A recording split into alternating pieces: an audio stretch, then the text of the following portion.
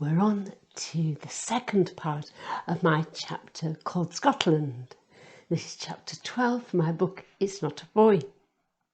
And if you remember, Melanie, who was a war baby, had disappeared from school. And her mother too wasn't waiting at the bus stop to work in Hull. But we had other things to think about. For a start, Dad and Uncle Sid were going to Scotland to get some sheep. And we had another surprise for us kids. It was the first time I could remember Dad going out of Yorkshire. In fact, he was only going because he had heard that you could buy good, cheap sheep in Scotland. Our car had to be filled to the brim with petrol because they were going far away and up the Great North Road. According to Uncle Sid, there were loads of mountains covered with sheep in Scotland, and the sheep were just waiting to be brought back here to Gum. The idea was that they could make a good profit from them, because you couldn't buy sheep here at such cheap prices. Dad was looking sad when the day came, because even though he wanted to make money for our farm, he loved Gum, where the land was as flat as Mam's rolled pastry for apple pies. And that was another thing I'd only just thought of. He was used to eating Mam's cooking, especially her apple pie.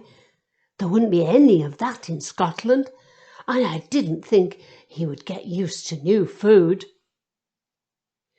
When the big day came at last, Dad and Uncle Sid were all dressed up in their smart sports jacket and grey flannel trousers. They both had new top coats, especially because apparently it was cold up there. At last, my dad put his best trilby hat on and rushed to get in our car. "Come on, let's get going," he said. "The sooner we get there, the sooner we can get back." Uncle Sid couldn't wait to get going either, but for a different reason. He thought that it would be exciting, and he was going to do all the driving because he loved driving.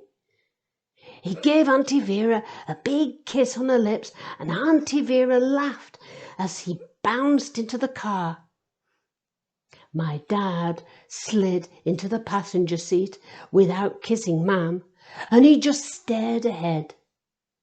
Uncle Sid revved the engine and grinned, and then off they went, with Dad not looking sideways but staring straight ahead, as if he could make the car get there faster and then get back sooner, if he only concentrated on the journey.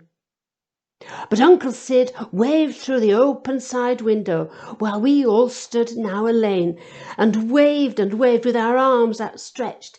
We watched the car with Uncle Sid's hand coming out of the window, still waving.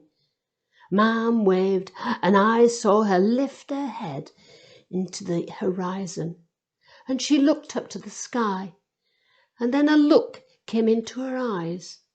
It was that far-away one that I had seen in Melanie's eyes. "Have a good time!" shouted Auntie Vera. And then they were off. Mam went in to carry on baking her apple pie, and Auntie Vera stayed with us for a little while. And then her laugh broke into our heads. "Don't forget, we're going to Hull Fair tonight." Hull Fair! We couldn't believe it. And then she ran off, gathering the folds of her frock in a hurry to get on with her work before that special night. "You'll need to wear your school shoes tonight," said Mam. "That road to Hull Fair will be filthy with all those people churning up the mud."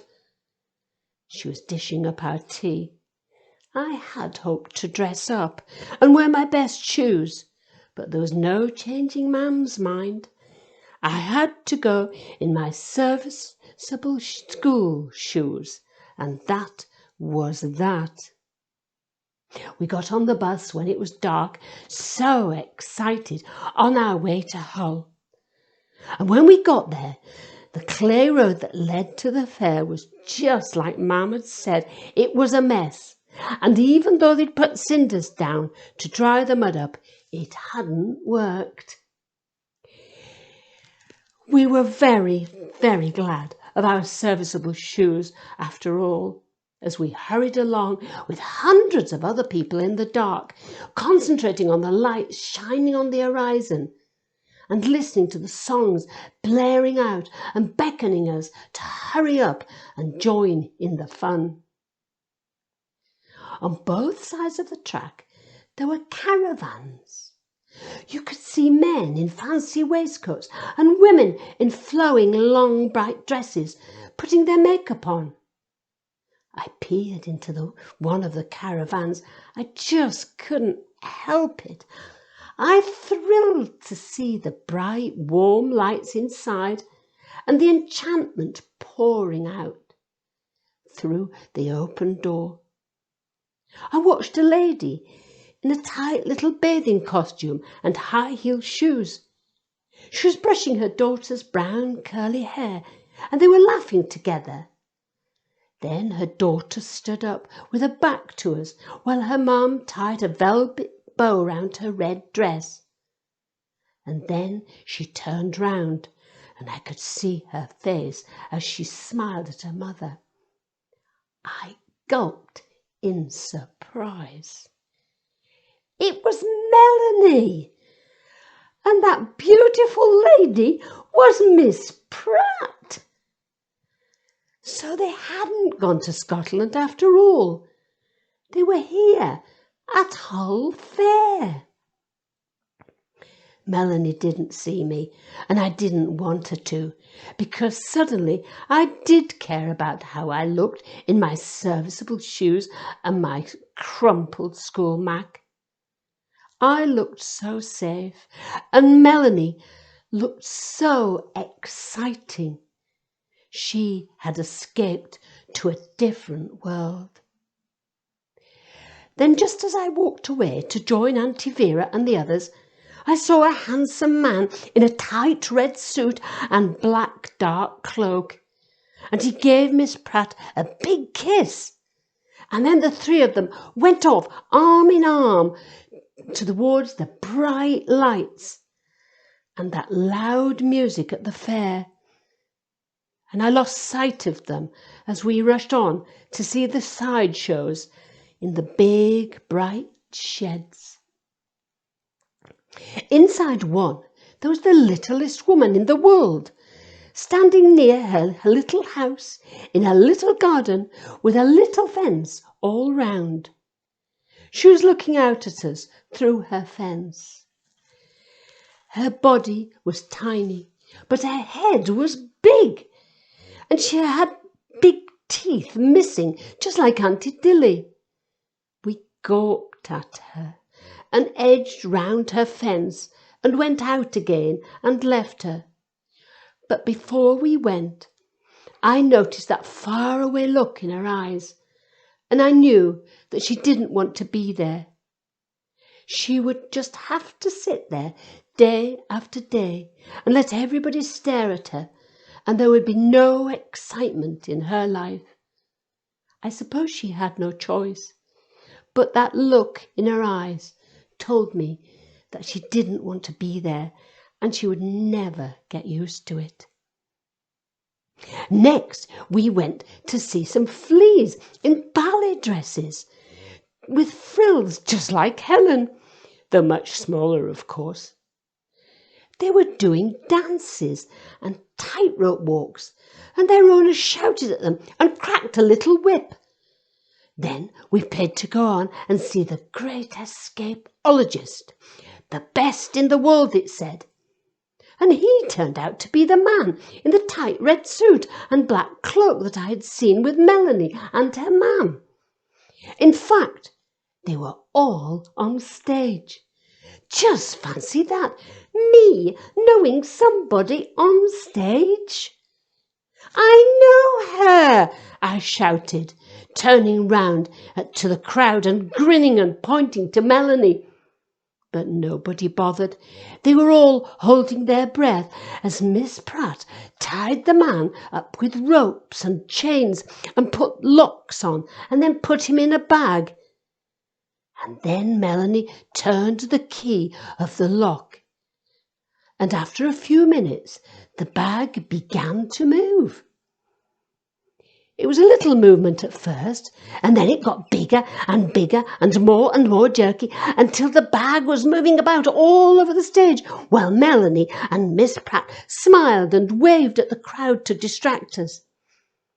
Then suddenly, just as I wasn't looking at the bag, the man was free and he jumped up with his arms in the air and his cloak flapped behind him.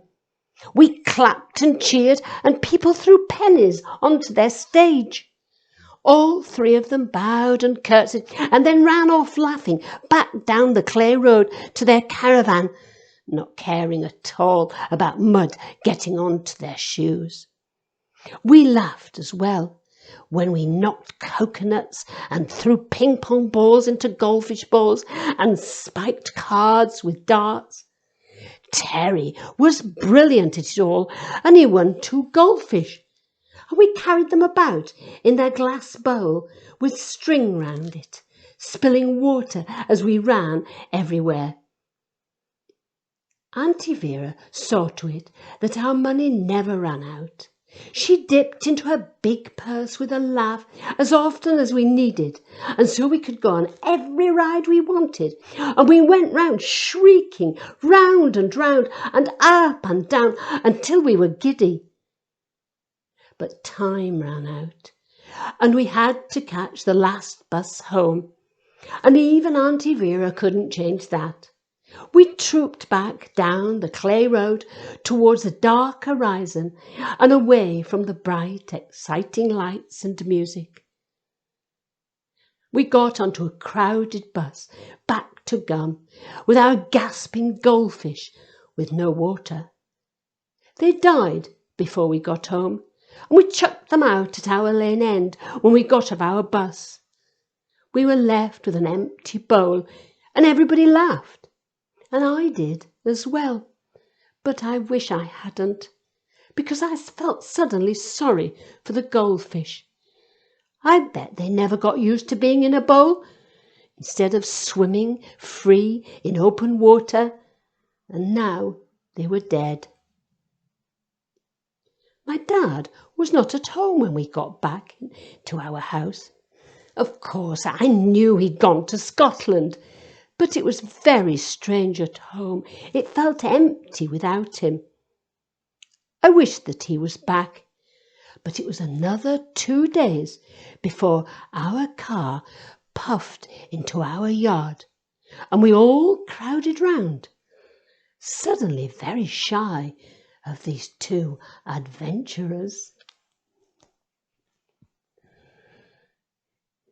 Just to say that our fish behind me was not harmed at all in the filming of this story, and he will go back into his pond with all his friends. He's called Carrot.